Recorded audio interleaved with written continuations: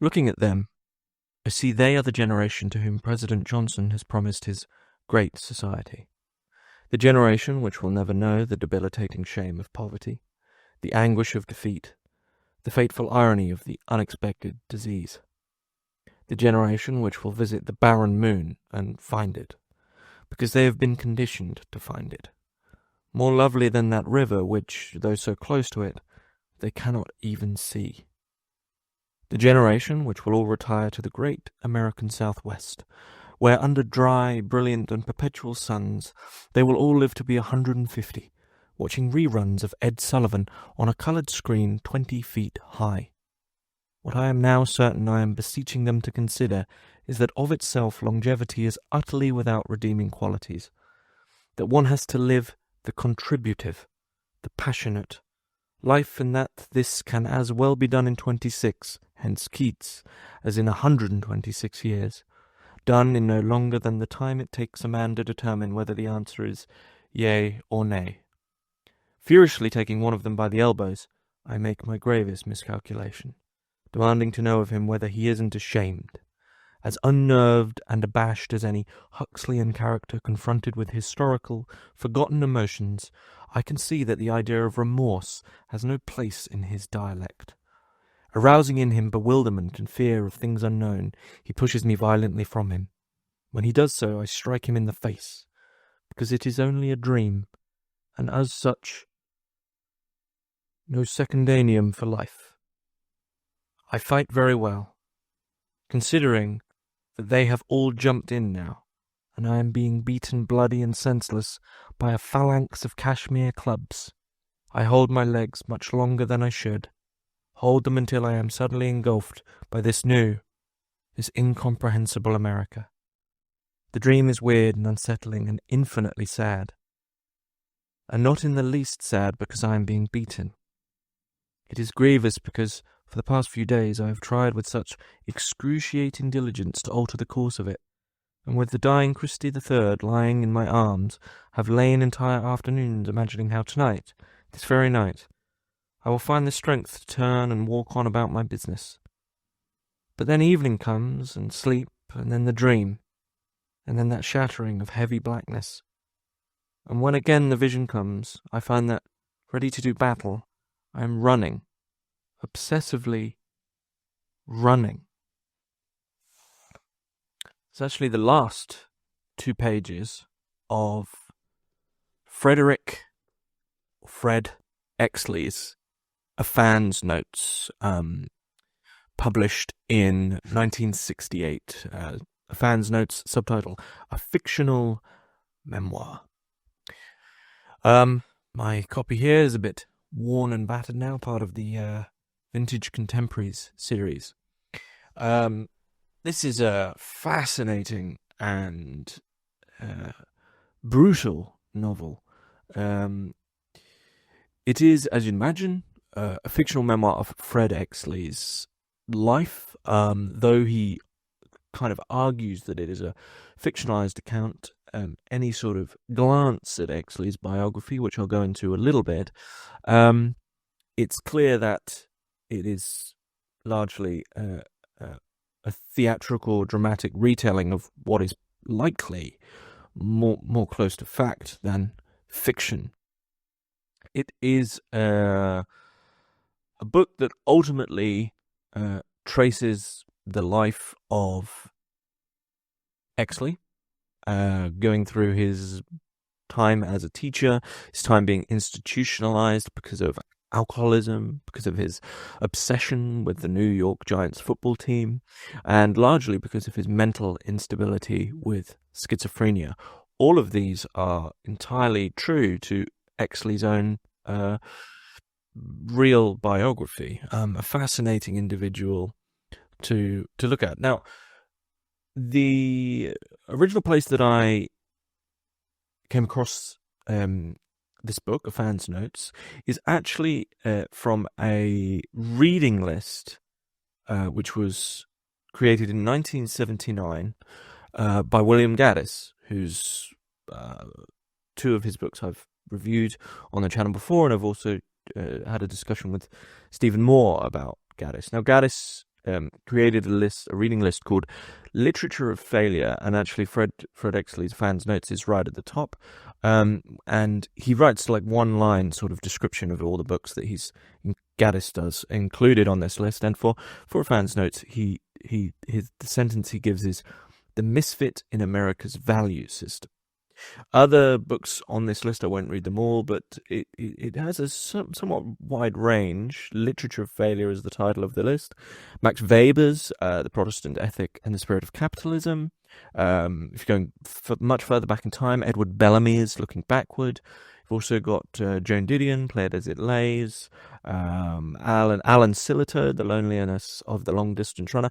And even Dale Carnegie's How to Win Friends and Influence People, which Gaddis describes as the vulgarized application of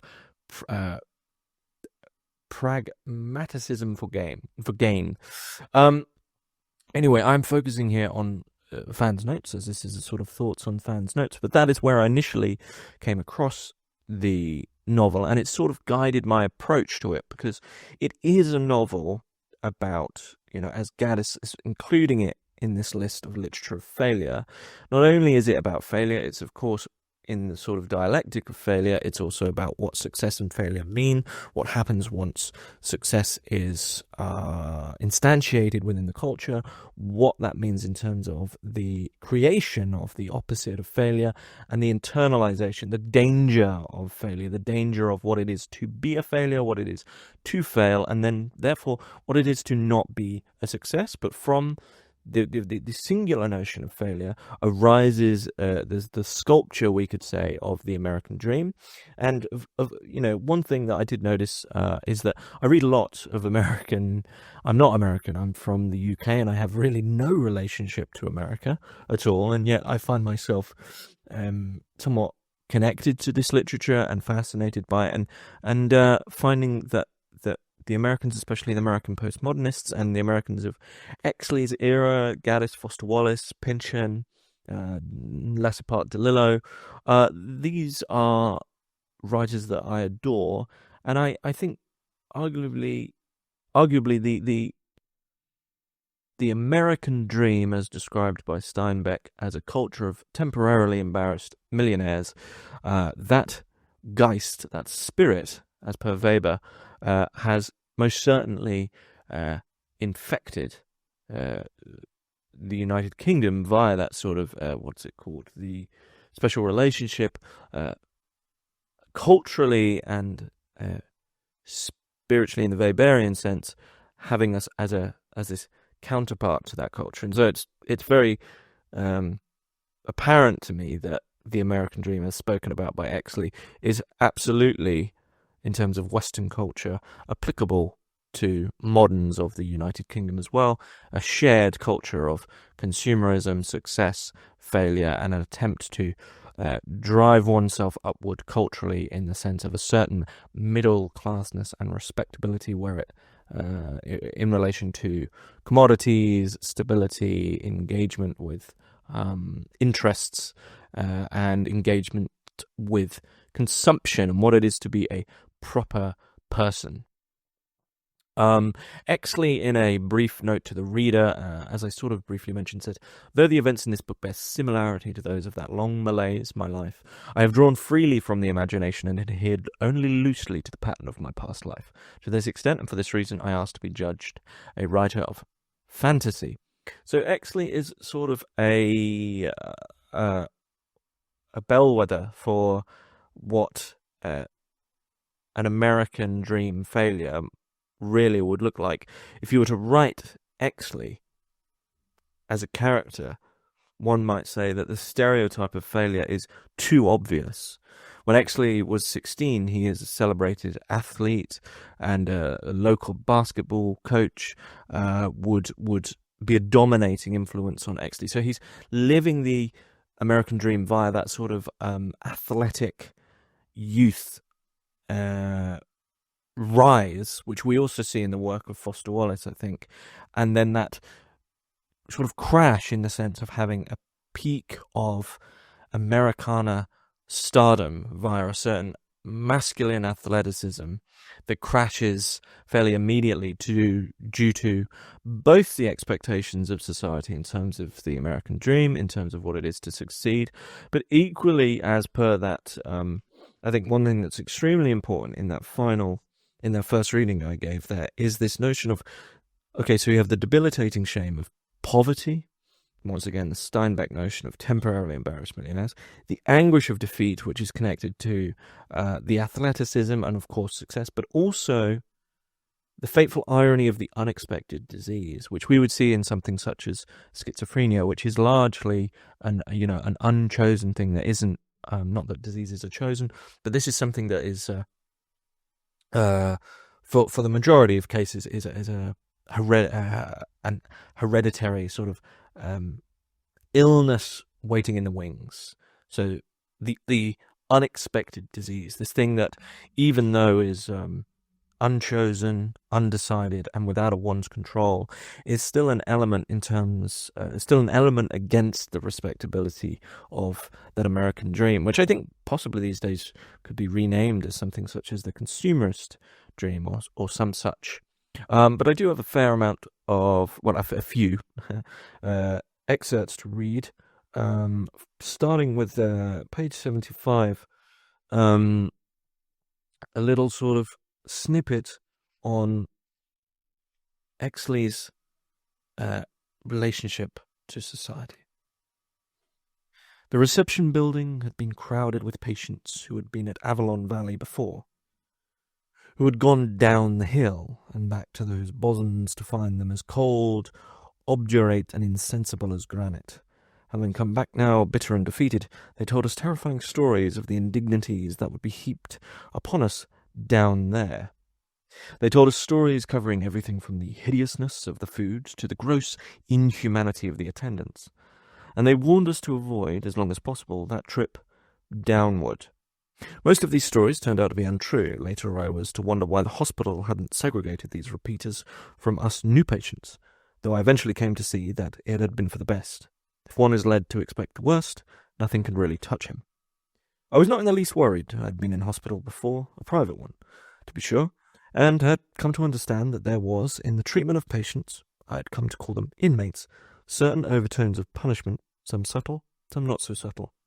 We had failed our families by our inability to function properly in society. As good a definition of insanity as any. Our families, tears compounded by self-pity in their eyes, had pleaded with the doctors to give us the goals that would set our legs in motion again. The goals: a wife and family, a vice presidency, a Cadillac, varied only with the imperceptibility, the bland vision of the relative. The key line there: we had failed our families by our inability to function properly in society. As good a definition of insanity as any. The madman is no longer the pre-Foucauldian fool for God screeching or jabbering nonsense, or acting in a violent, hostile, or uncivilizational manner. The madman is simply that which makes us a little bit uncomfortable in terms of the etiquette of society. Exley is, in this book, the protagonist, who is and isn't Exley, is, a little bit hostile. He is ultimately a drunk. He's a misogynist. He's a bit of a lech. He's trying his hardest, but he's not necessarily pleasant. Reminiscent of someone like Charles Bukowski, though I think this surpasses Bukowski's writing, because the prose in this book is truly fantastic. And so this mark of insanity is simply now he who cannot fit in at the modern dinner table, he who just simply cannot get along with society. And arguably, it is he who, I think for Exley, has a relationship with pain that is beyond what people wish to acknowledge consistently. From page 13. B, the snub-nosed girl, and I ended up my motel room, where, getting me alone in the bathroom, B offered me what he called first shot at the girl. I declined, thanking him rather too profusely. I fell asleep that night listening to their mating noises from the adjoining bed. My initiation into sex had taken place on the ground behind a billboard sign advertising beer within walking distance from where I was now lying. The girl had received, with neither complaint nor enthusiasm, a good part of Watertown High School's 1945 football team. Afterward I had to help her up and walk her, while she clung unsteadily to my arm and wept, to her house some distance down the highway. Listening now, it occurred to me that I hadn't come very far over the years. No farther really than from one gangbang to another, save that I had learned, as B had yet to learn, that tomorrow the pain would be even greater. So, arguably in this situation, fairly harrowing and horrible situation that Exley has normalized via his own relationship to pain, Exley is in a world that is never going to get better. He is never going to get better. This is a world of pain and illness and suffering, and through that, there is a twofold normalization where the real Exley is somewhat acting this, to step back, reading this entire book as in understanding that this really is actually largely being honest, is twofold with regard to that pain, in the sense that it's clear that this is a book that is fueled by the Freudian death drive. This is a book that you get the feeling is almost killing Exley to get it out, in its honesty, in its grim, disgusting, harrowing, painful realism, tinged with a sort of romanticism that is constantly defeating itself, and yet simultaneously, which is contained within that expulsion of Exley's own death drive as this novel, is his admittance of himself as, excuse my crass language, a piece of shit. One cannot get to the end of this novel without being conflicted in seeing the pain of his unchosen position as a failure with regard to the schizophrenia, with regard to what's expected of him, with regard to that early success-failure dynamic due to sports. But equally, there is a mass that cannot be defended, a personality there that is abhorrent, is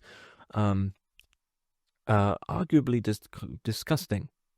Now, where this arises from, I think, is a friction, because immediately what one finds is that Exley has, both in the book and real life, Exley is sensitive. Exley is a man who's born in 29, and so his early years are happening throughout a culture of increasing masculinity.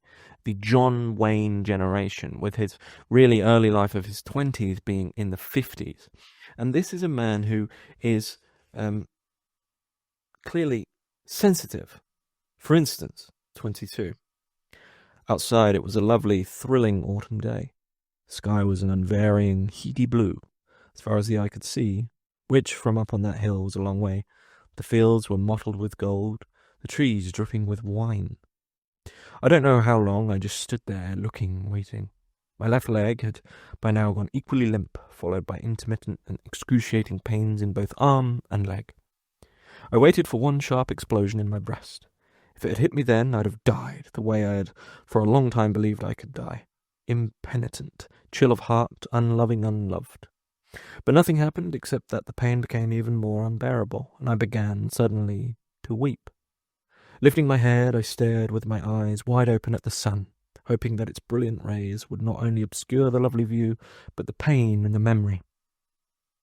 Still I lived, still I felt pain, and still time passed, so that each moment I lived only increased in violent, mad proportions. I thirst for life.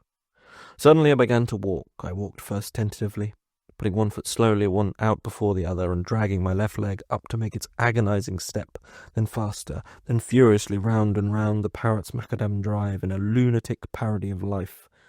Believing motion life, I felt as long as I moved, I would have that life. As I moved, I was still weeping profusely. Scalding tears streamed down my cheeks, and all the time I called, if not to God, to the insidious and arbitrary forces of the universe. Oh, don't let it be like this, not like this. Even attempting in my fear to bargain with that force, asking time for one more beer, time for one more game, time to get used to the notion of an eternity of darkness. You son of a bitch, I said. I want to live. With those words spoken out of my mouth and into the brilliant November air, I struggled back up the stairs and into the bar, where I told Freddie I was sick and ought to go to hospital. Freddie only looked at me, and seeing the large fear in my heart, threw on his coat and helped me back down the stairs and into his car. Together we started down the hill toward town. And so, yes, a life rife with pain, rife with, in this moment, he believes he's having a seizure, believes he's having something like a heart attack due to alcohol abuse. And yet, amidst the pain is his ability to, in a sort of kitchen sink realist Liebens philosophy, have a great Dionysian enjoyment of this heady blue, this thrilling autumn day. And so Exley is a sensitive young man who has come head to head with the explosive and aggressive masculinity of the day. And it's this friction that I think forces something out of Exley that we, the reader, and Exley himself really never wanted to be there, but happened because of the culture in relation to that failure, and could have because of his failure in relation to the American dream. And from that, it is the, and I mean this politely, typical tragic comedy of the true American failure, the true friction of the sensitivity against the John Wayne-esque masculinity, often devolving downward, as he didn't want to go downward, but does, in these lulls and manias of engagements with reality that are largely produced from this friction and produced as fantasy. It's, even though the book itself is likely true biographically, the perspective, of the protagonist here, of Exley here, is truer than true in the sense that he's being true to how that frictionalized, divided self of success, failure, sensitivity, masculinity, manias, and depressions, what is produced from that alienation is that which we are really seeing. And it's that feeling of being dragged along by a self that is produced from that friction, is how this book develops as a sort of suicidal artifact of, it's really, my physical edition is also trying to, it seems, to commit suicide, but a book that is feels like a materialist, drunken, hungover exorcism of a self that was never wanted, but was largely forced upon Exley by societal expectations, and those societal expectations ruined by the non-chosen schizophrenia and illness. And it is the American dream. It is the American dream as Geist again, as that Weberian capitalism that really does set the scene for where people should be directing themselves.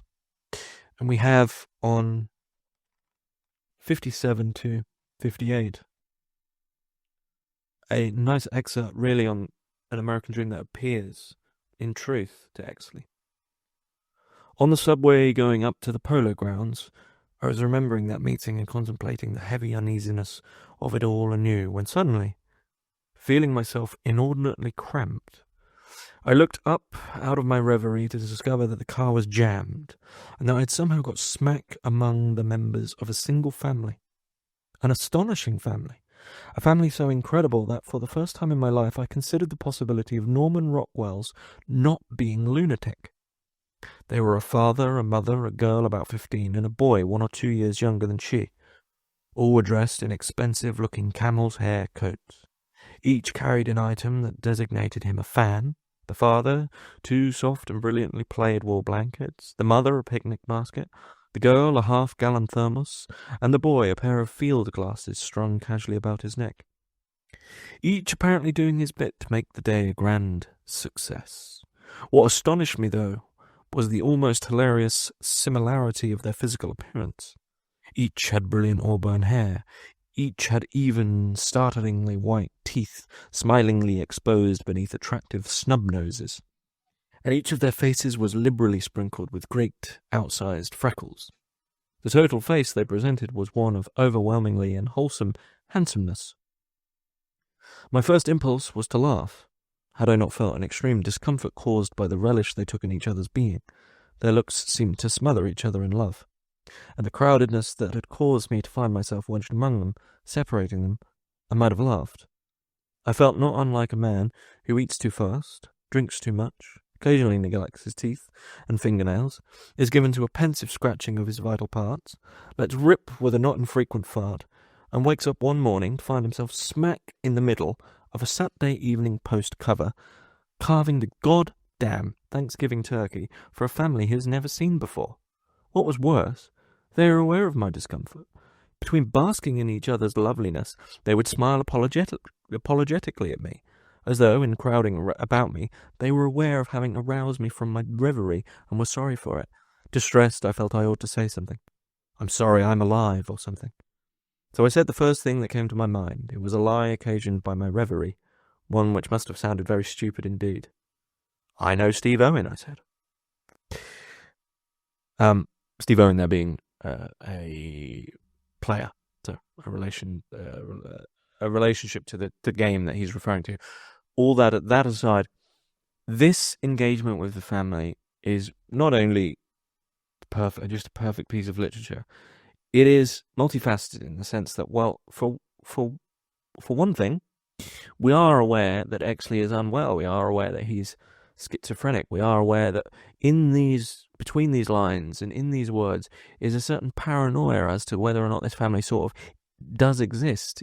Whether or not Norman Rockwell, with his quintessentially Americana familial paintings, does this family prove that he's not a lunatic and there is actually truth in this nostalgic form?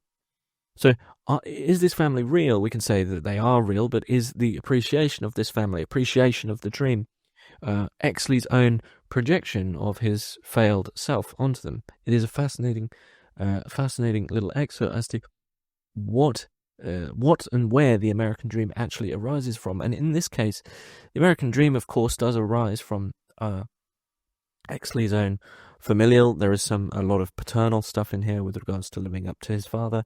There is equally living up to the American dream, living up to his athletic history, and living up to the requirements of society. All, one might argue, is born from a signified relationship to what one conceives the American dream as.